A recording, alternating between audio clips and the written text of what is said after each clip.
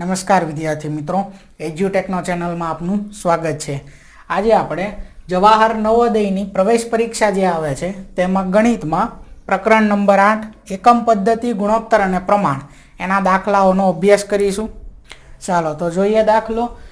રકમ આપેલી છે, હર્ષની માસિક આવક રૂપિયા 1550 છે અને ખર્ચ રૂપિયા 1200 છે। તેના માસિક આવક અને ખર્ચનો ગુણોત્તર કેટલો થાય? અહીં આપણે માસિક આવક અને ખર્ચનો ગુણોત્તર લેવાનો છે। જે માસિક આવક જે છે એ કેટલી કીધી છે? રૂપિયા 1550 અને માસિક ખર્ચ જે છે એ કેટલો કીધો છે? રૂપિયા 1200। હવે આ બંનેનો ગુણોત્તર કીધો એટલે એકબીજાના આને અંશ અને છેદમાં લખવાના। 1550 એના છેદમાં 1200 એટલે આ 0 0 હોઈ ગયા। હવે 155 અને નીચે વધ્યા છે 120 24 50 કેટલા થશે? 120 અને અહીંયા આવે 31 50 155 તો આ ઉડી જશે 31 ના છેદમાં 24 આવું વધ્યું। તો અહીંયા આપણે ગુણોત્તરમાં લખવાનું છે, તો આને કઈ રીતે લખાશે? 31 ના છેદમાં 24 ને 31 અંશમાં હોય પહેલા, પછી આવે જેમ 24 આ જેમ, બરોબર? 31 જેમ 24 તો આ વિકલ્પ કયો હશે? વિકલ્પ બી, એટલે એ થશે આપણો જવાબ, બરોબર? આગળ જોવી ત્યાર પછીનો દાખલો છે 750 મિલીલીટર અને 1 લીટરનો ગુણોત્તર જણાવો। હવે સૌથી પહેલા તો ગુણોત્તર જે આપણે લેવી એટલે કે અંશ અને છેદમાં લખવી ત્યારે જે એકમ છે એ સરખો હોવો પડે। રૂપિયામાં છે તો જો બંને રૂપિયામાં છે, 1 રૂપિયામાં ને 1 પૈસામાં હોય તો આપણે ગુણોત્તર ન લઈ શકવી, બરોબર? તો અહીંયા શું આપેલું છે? 750 મિલીલીટર અને 1 લીટર। હવે એનો ગુણોત્તર આપણે ક્યારે લઈ શકવી? કાં તો 2 લીટરમાં હોવા પડે, કાં તો 2 મિલીલીટરમાં હોવા પડે, તો આપણે ગુણોત્તર લઈ શકવી, બરોબર? તો અહીંયા આપણે 1 લીટર છે એને મિલીલીટરમાં ફેરવશું, બરોબર? એટલે કે 1 લીટર બરાબર કેટલા થાય છે? 1000 મિલીલીટર થાય, બરોબર? તો આ લીટરને આપણે મિલીલીટરમાં ફેરવી નાખ્યા। હવે આપણે ગુણોત્તર લઈ શકવી। કોનો ગુણોત્તર લેવાનો છે? 750 અને 1000 મિલીલીટરનો, બરોબર? 1 લીટર હતું એને આપણે મિલીલીટરમાં ફેરવી નાખ્યા એટલે એકબીજાના અંશ અને છેદમાં લખશું। 0 0 કેન્સલ, 75 ના છેદમાં 100 છે એટલે 25 તેરી 75, નીચે આવશે 25 ચોક 100, 25 25 કેન્સલ, શું આવ્યું? 3 ના છેદમાં 4। હવે એને આપણે ગુણોત્તરમાં લખવું હોય તો શું આવશે? 3 જેમ 4 એટલે કે વિકલ્પ એ જે છે એ થશે આનો જવાબ। ત્યાર પછીનો પ્રશ્ન જોવી, જો 12 ગુણ્યા 60 ગુણ્યા x એટલે કે અહીંયા કોક કિંમત હશે 12 ગુણ્યા 60 ગુણ્યા x ગુણ્યા 30 પ્રમાણમાં હોય તો x ની કિંમત શું થાય? હવે અહીંયા આપણે યાદ રાખવાનું છે એક કે અંત્ય પદોનો ગુણાકાર, અંત્ય પદોનો ગુણાકાર બરાબર મધ્યમ પદોનો ગુણાકાર। આ સૂત્ર યાદ રાખવાનું છે। મધ્યમ પદોનો ગુણાકાર એટલે આ જે વચ્ચે બે પદ આપેલા છે એ પદોનો ગુણાકાર। અહીંયા વચ્ચે બરાબર છે એટલે કે સરખો છે। કોના જે સરખો છે? અંત્ય પદોના ગુણાકાર જેટલો, એટલે કે આ બંને પહેલા અને છેલ્લા પદનો ગુણાકાર એ વચ્ચેના બે પદોના ગુણાકાર જેટલો થાય, બરોબર?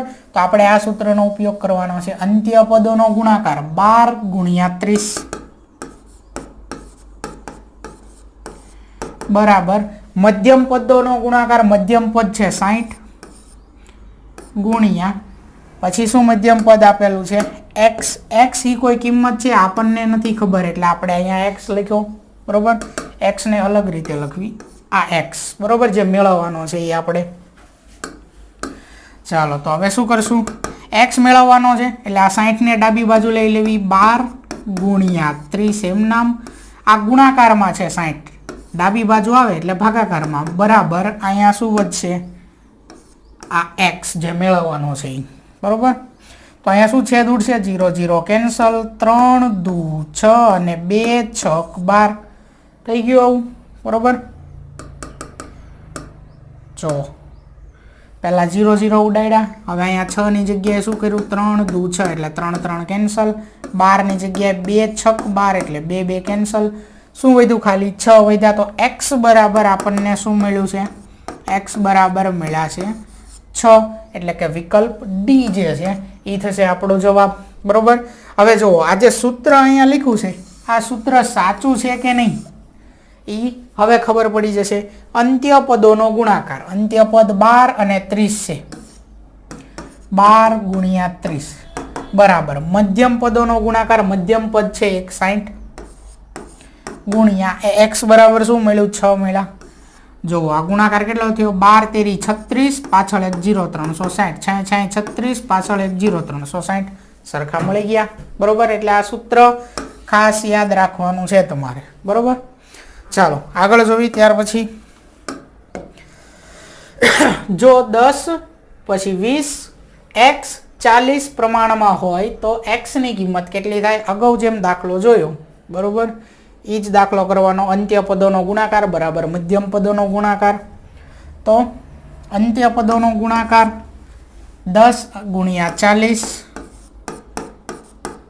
બરાબર મધ્યમ પદમાં છે 20 ગુણ્યા શું છે જે આપણે એક મેળવવાનું છે x ચાલો તો આ 10 ગુણ્યા 40 એમ નામ અહીંયા 20 ને ડાબી બાજુ લઈ નાખાય એટલે છેદમાં અને અહીંયા વધ્યા ખાલી x અહીંયા થઈ જશે 20 દુ 40 તો 10 ગુણ્યા 2 એટલે કેટલા આવશે 20 એટલે કે x બરાબર શું મળ્યું આપણને 20 બરોબર x બરાબર મળ્યા 20 એટલે કે વિકલ્પ બી એ આપણો જવાબ થશે આગળ જોવી 8 જેમ 12 પછી જેમ 14 જેમ આ જે અંતિમ પદ છે એ મેળવવાનું છે તો જો આ પ્રશ્નાર્થ ચિહ્ન આપણે અહીંયા એક કામ કરવી અગાઉની જેમ x લખી નાખવી અહીંયા બરોબર અહીંયા જેમ રકમમાં ને એમાં જે પદ હતું એના માટે x આપ્યો તો એમ અહીંયા આપણે આની અંદર ગણતરીમાં x લખી નાખવી અહીંયા x બરોબર એટલે અંત્ય પદોનો ગુણાકાર 8 ગુણ્યા x બરાબર મધ્યમ પદોનો ગુણાકાર એટલે કે 12 ગુણ્યા 14 અહીંયા x એમ નામ 8 ને જમણી સાઈડ લઈ જાવ તો ક્યાં વયા જશે છેદમાં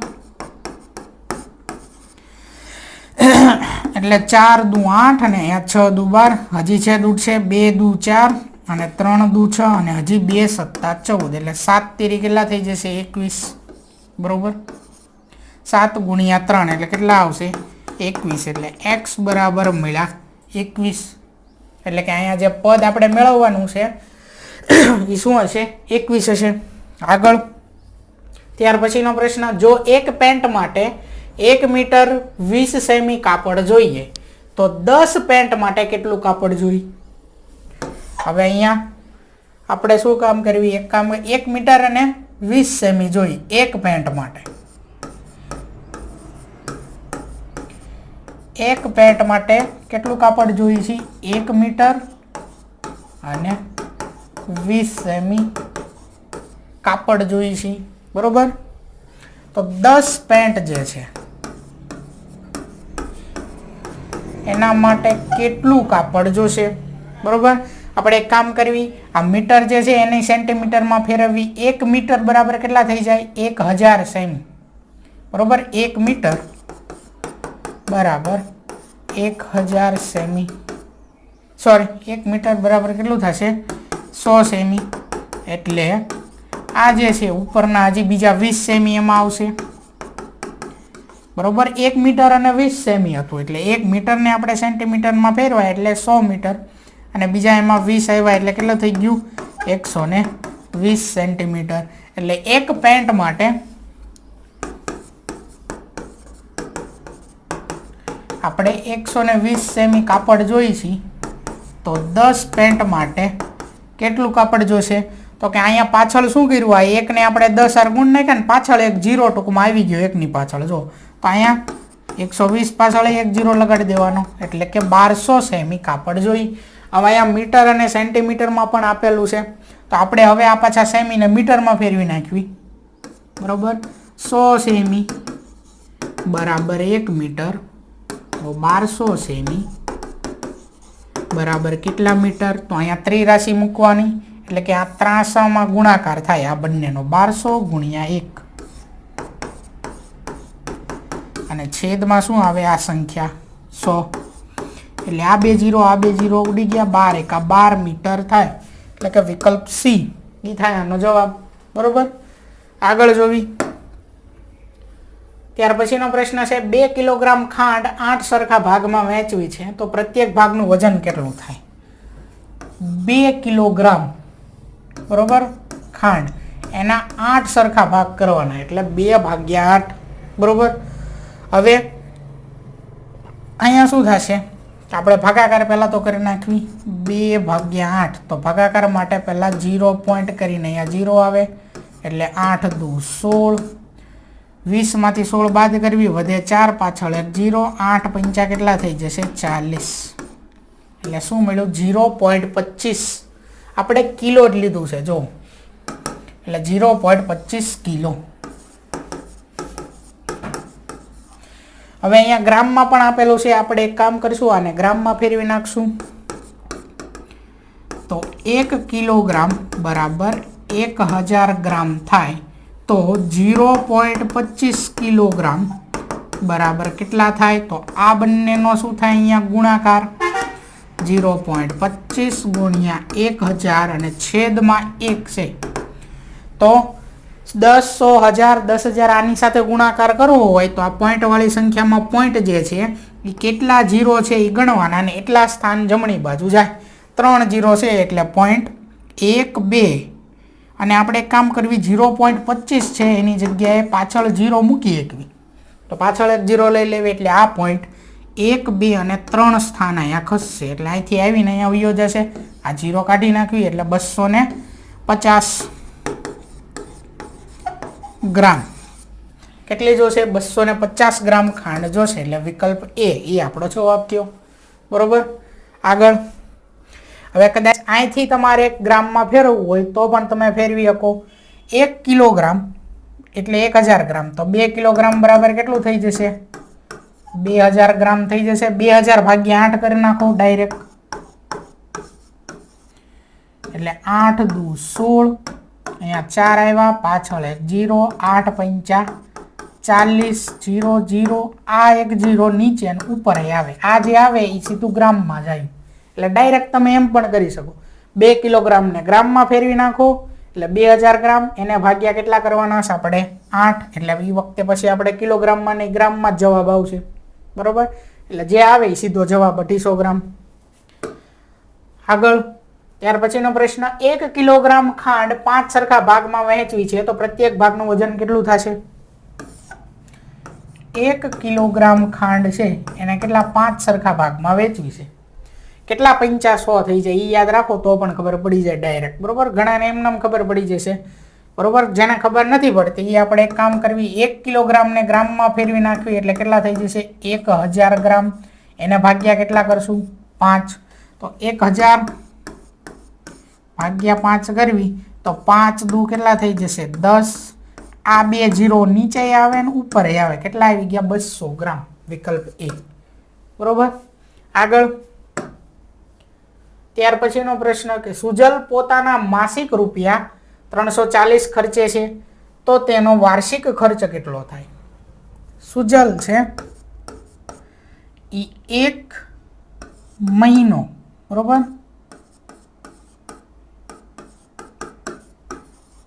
1 મહિનાનો ખર્ચ જે છે એ કેટલો છે? રૂપિયા 340. માસિક ખર્ચ એટલે 1 મહિનાનો ખર્ચ 340 છે તો તેનો વાર્ષિક ખર્ચ 1 વર્ષમાં કેટલા મહિના આવે? 12 મહિના. ડાયરેક્ટ મહિના ઉપર જ ચાલશું તો 12 મહિનાનો ખર્ચ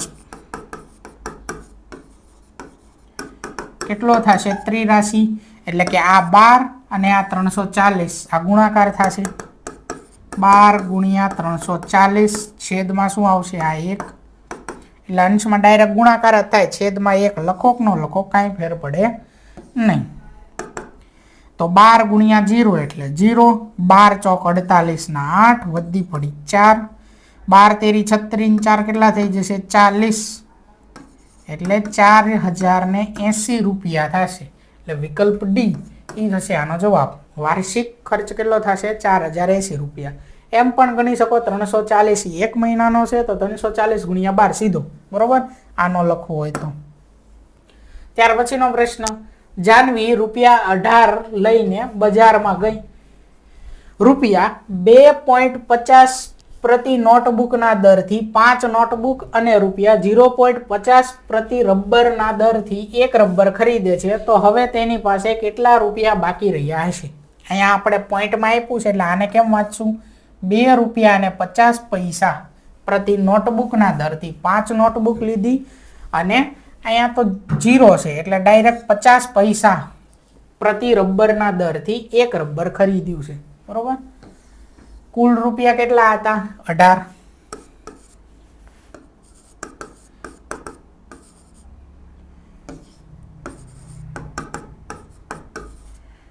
હતા. પછી કેટલી 2 રૂપિયા અને 50 પૈસા પ્રતિ નોટબુકના દરથી 5 નોટબુક લીધી, એટલે 2 રૂપિયા ને 50 પૈસા ગુણ્યા 5 આપણે એમ કરીએ કે આનો ગુણાકાર 5 હારે કરી નાખવી. 0 ગુણ્યા 5 0, 50 50 25 ના 5 વધી 2, 5 દુ 10 ને 2 કેટલા થઈ જશે 12, અને 1 અને 2 પોઈન્ટ એટલે 12.50 રૂપિયા થઈ ગયા, બરોબર. એટલે 18 માંથી પહેલા તો નોટબુક લીધી એટલે 12.50 રૂપિયા બાદ થયા 18 માંથી, એટલે અહીંયા પોઈન્ટ મૂકીને 0 0, આ 0 એમ નામ, 0 માંથી 5 બાદ ન થાય, 8 ઉપર 7 અહીંયા 10, 10 માંથી 5 બાદ કરો એટલે 5, 7 માંથી 2 બાદ કરો એટલે 5, એટલે હવે 5.50 રૂપિયા વધ્યા. હવે એમાંથી શું કર્યું? 50 પૈસા પ્રતિ રબરના દરથી 1 રબર લીધું, 1 રબરના 0.50 રૂપિયા છે તો આમાંથી બાદ કરીશું. 5.50 ઓછા 0.50 ખર્ચ કરે છે એટલે બાદ થાય, બરોબર. એટલે આ 0 એમ નામ, 5 માંથી 5 બાદ કરો એટલે 0, અને 5 એમ નામ, 5.0 એટલે ડાયરેક્ટ 5 જ ગણવાના, બરોબર. એટલે કેટલા 5 રૂપિયા વધે, એટલે વિકલ્પ એ રૂપિયા 5.00, બરોબર. એટલા રૂપિયા વધ્યા છે.